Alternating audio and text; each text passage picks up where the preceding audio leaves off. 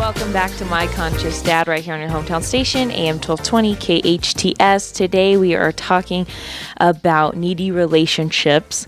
Before we went on the break, or a little while back, we were talking about needing to be loved and appreciated. And one of the things that we were kind of going back and forth on is I personally think that when you're in a relationship, especially in the beginning, I'm clear about that now. When you're in a relationship in the beginning, if I'm going to love you, I need to be loved too. Mm-hmm. If I'm going to appreciate you, I need to be appreciated too. I can see how when you get a little bit older, you start to realize and love, we were talking about on the break, you start to realize and love unconditionally. In the beginning, it's conditional. You need to fall in love first. I love that you're at least willing to say, in the beginning, my love is conditional. And it's a starting point for everybody. And it's okay. It's okay to be in a relationship and say, let's trade love for love. I open the door for you, you rub my feet at night, or I make dinner for you. You know, it's a trade-off. But at a certain point, when that person's not opening the door for you anymore, or the person gets sick and can't take care of you or do those things, or there's a lot of needy men in relationships that grow up really vain, or have an insecurity and need the wife to always validate who they are and always say, honey, you're such an amazing father for our kids, and you look so handsome today. And if they don't get that, or if it dies out, the guy starts looking for the younger girl at work that's flirting at them and giving them that attention, that filling up that empty void that the wife somehow just is not doing it anymore. That's what I'm talking about. That's how we all of a sudden start to not want to be in a relationship anymore, is because you're not fulfilling my needs anymore. And so all I'm saying is that when you're needy in a relationship, you're dependent. And if you both are needy, you're codependent. You're in a codependent relationship, and that's unhealthy. So the trick is how do I now transition my unhealthy relationship into a powerful, healthy relationship where we're both freed up to give to the relationship, and we're not in a relationship because we need to take something from it? Well, that kind of jumps to your next topic, which was needing to be needed. I think when two people are in a needy relationship, they're unconsciously, one person is needing that need, and then the other person's giving that need. That's right. No, that's right. That's a totally codependent, dysfunctional relationship, and there's probably, I would say 80% of relationships are like that, and they don't know it. In a lot of households where people are addicts, drug addicts, or whatever, a lot of times you'll find codependency in there. Enablers. It's codependency relationship. It's, I love you so much, I'm just going to keep giving, and then I've enabled you. The other person is a taker. They're taking. So one of you is a giver, and the other one's a taker. As long as one's giving and one's taking, that relationship can last 100 years. The minute that the giver goes, wait a minute, I want to receive too. And then now the taker's going, wait. You're throwing a monkey wrench into the whole system. We had this perfect. So as long as the giver is just going to give for the 100 years and not want anything back, you're great. As long as the taker is going to keep taking and doesn't want you to give anything back to them, everything is great. So can a dysfunctional relationship last 100 years and they can all die happy? Absolutely. I just want to point out that dysfunction, it is not the healthiest kind of relationship. It's unhealthy.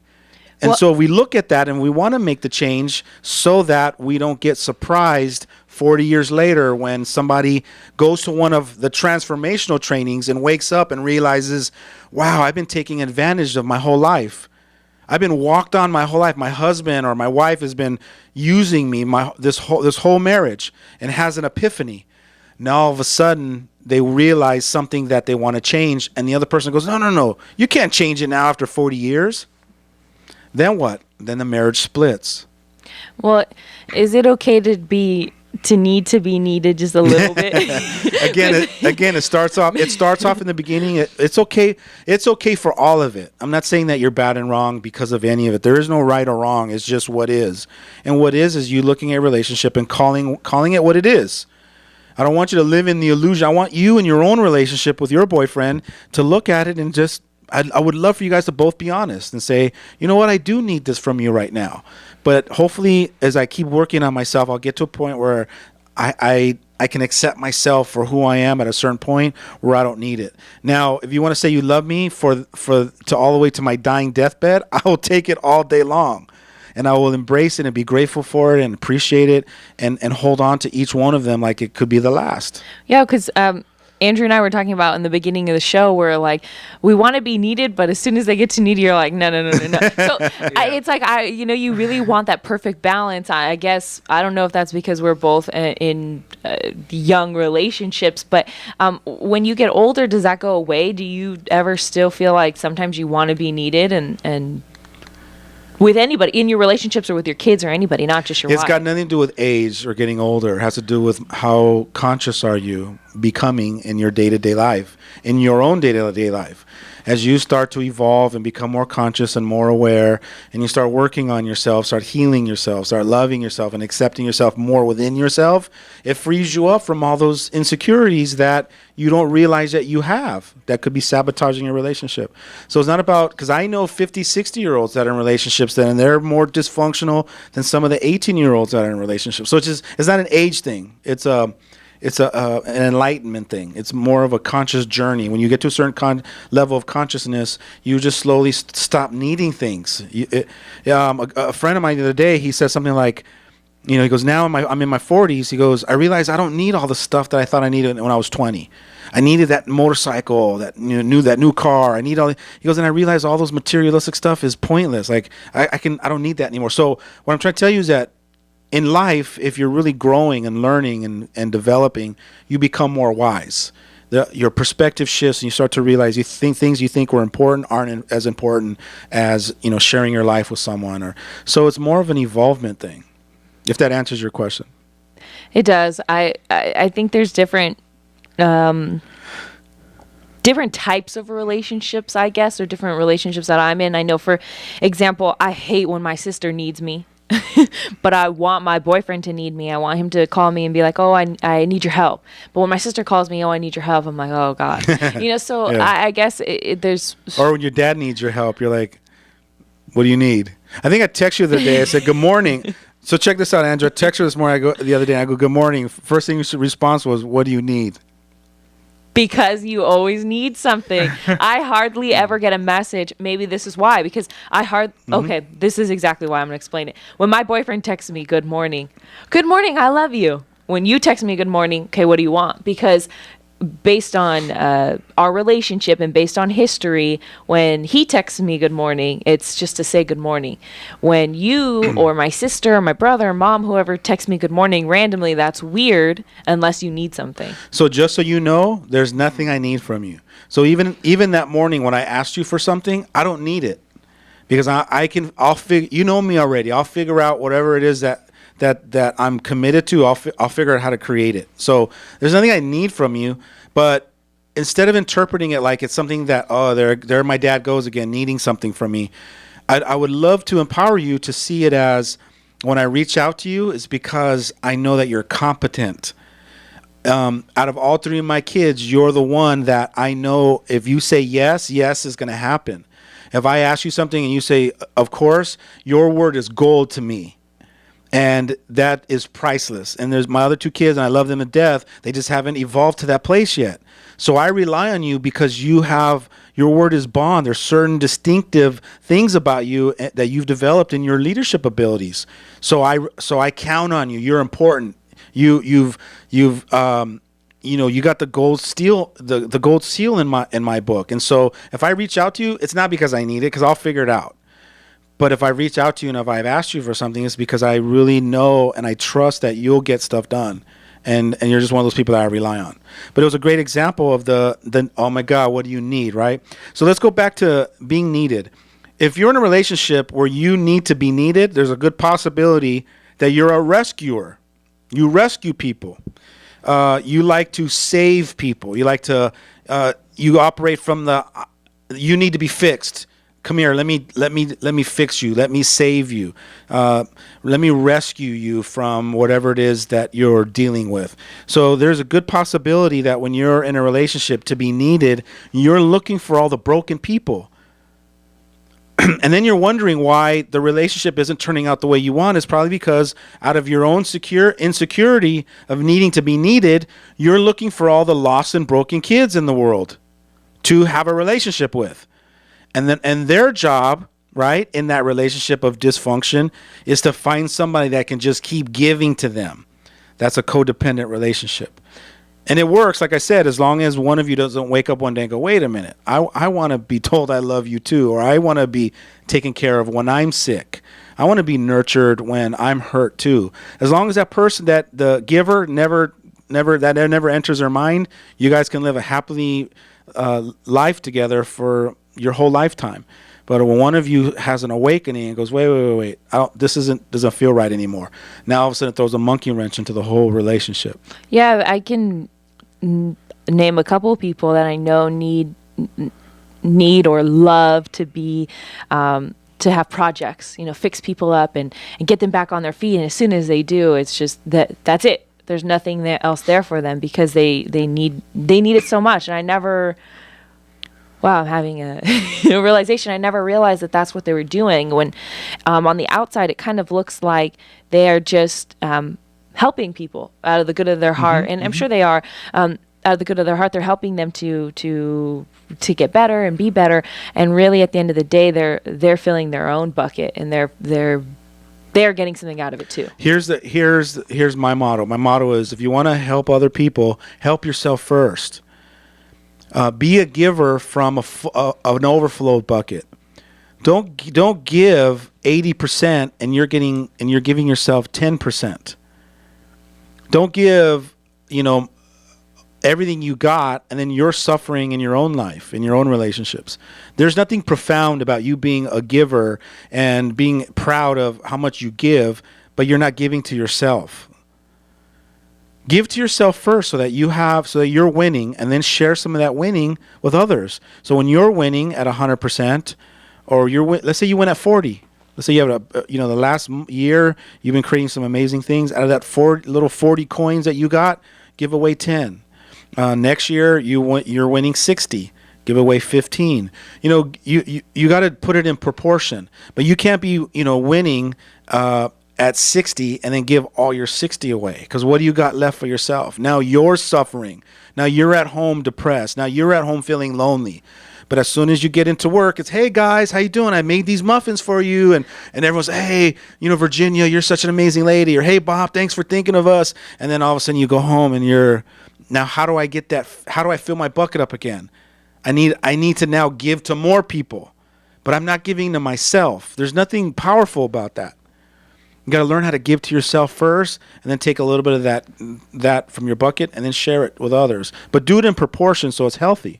What I love about the bucket, and I'll always say that I love the bucket, but the thing that I love about the bucket is that it was for me growing up, or even being a teen, I was always a yes man or a yes woman. I would say yes to everything, and I would just, you need help? Yes. Like, I always did that. I think you shared with me, like, with your teachers, when they ask you to do something extra, you were like, you would do it and you would turn yourself inside out to do it out of that neediness to be approved of, to go, hey Jazmine, you're such an amazing little girl, thank you. It was like, you got your fix, like a drug addict.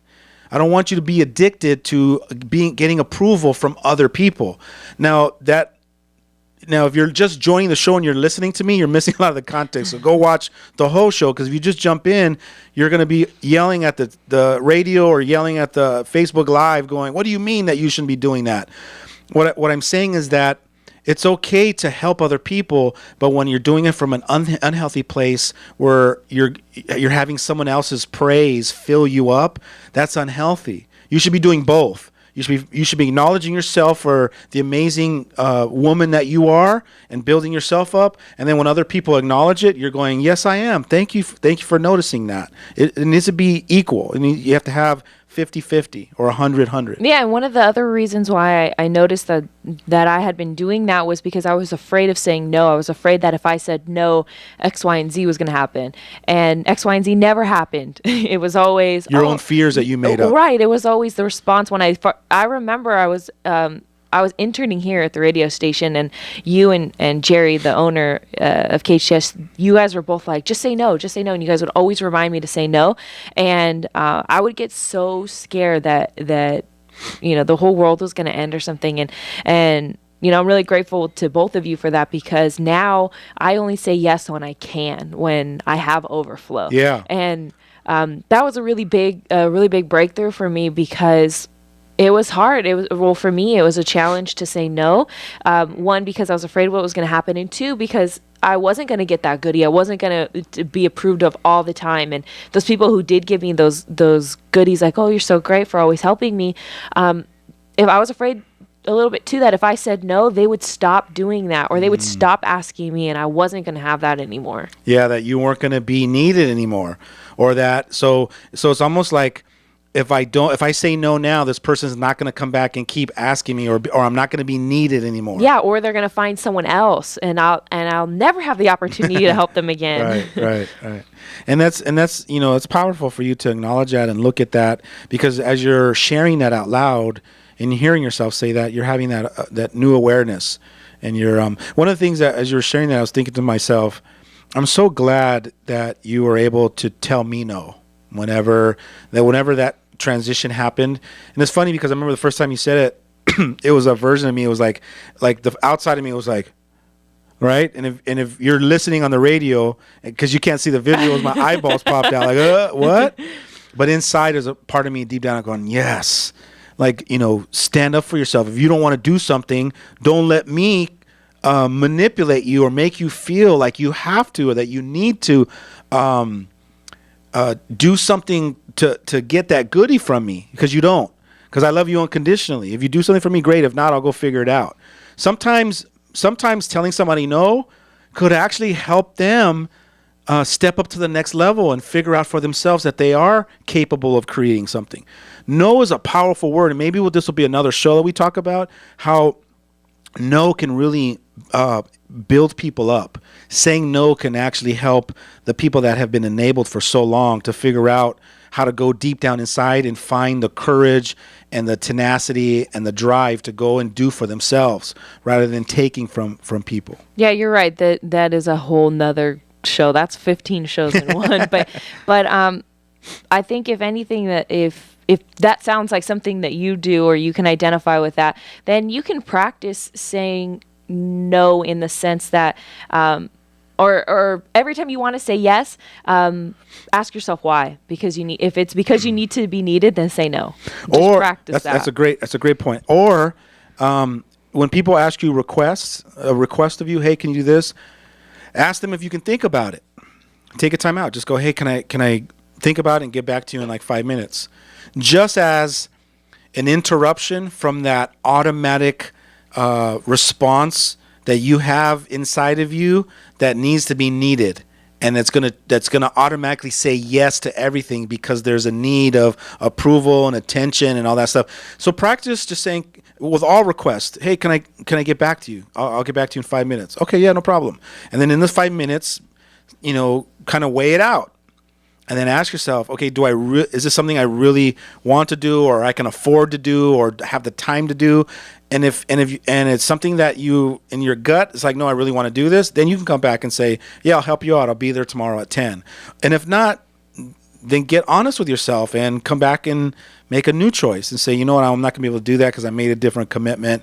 My commitment is more important, or keeping my word is important, and I don't want to ruin that. Does that make sense? Yeah, I love that. Rather than you saying yes to everything and then you're ruining your word to everybody. I think that sounds a lot like reactions. We always talk about reactions. That's right. There's how you react, and then there's being neutral, and then choosing where you want to react from. Yeah, being proactive. Yeah. So we have to take a quick break, but stay tuned for more of My Conscious Dad right here on your hometown station, AM 1220 KHTS.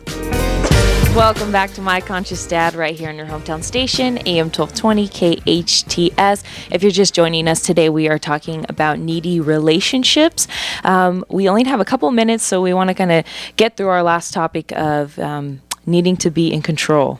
Yeah, it's a good possibility that you could be in a relationship needing to be in control or to boss somebody around, or maybe when you were a kid, you grew up and you were maybe the smallest one in your family, or you were the youngest and never really got to have your voice be heard, or you always got picked on, or so maybe your insecurity now as an adult is to fall in love with or find somebody in a relationship that you can boss around. What would that look like?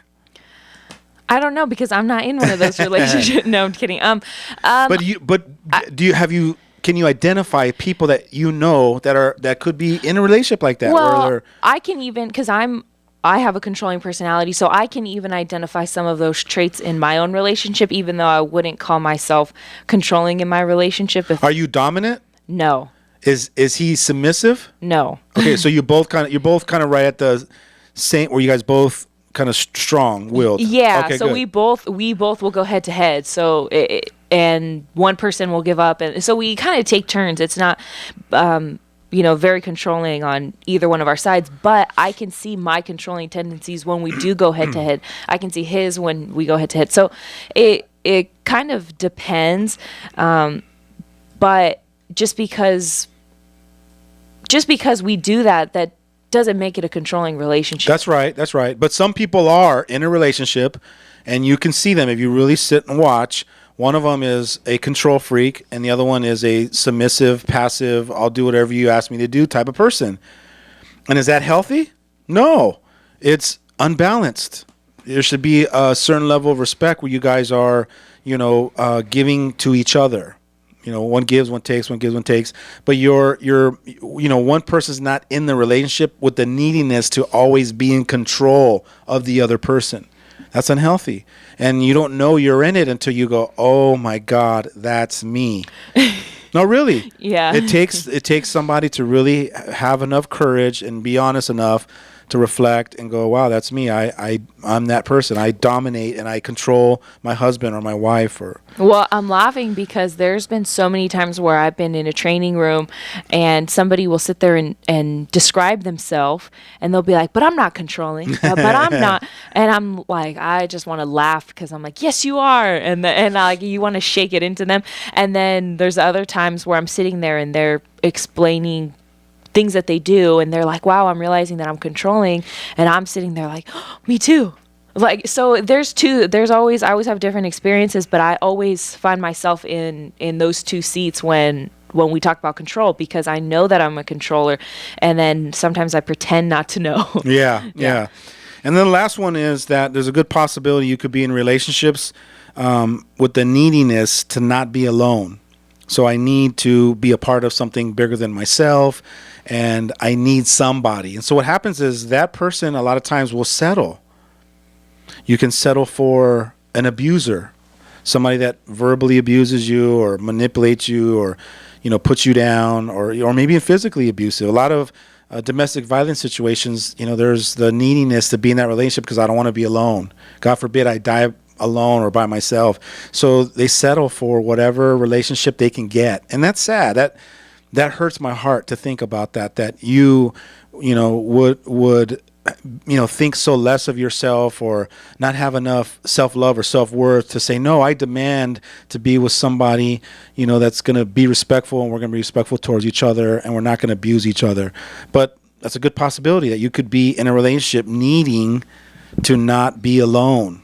And that could be, the case. Yeah, I think a lot of people don't realize that being alone is okay, that it's one of those feelings that I always say, bad feelings. I like bad feelings because I want to get past them. I just want to just write it out and get through them, that I think they're good. So I don't really think any emotions or any feelings are bad, but it is one of those quote unquote bad feelings that have negative connotations. So I think people would rather be with someone that they are actually going through trauma or pain or something through than just being alone. That's more traumatic and that's more painful to them. So let me ask you a question. Was this topic valuable for you?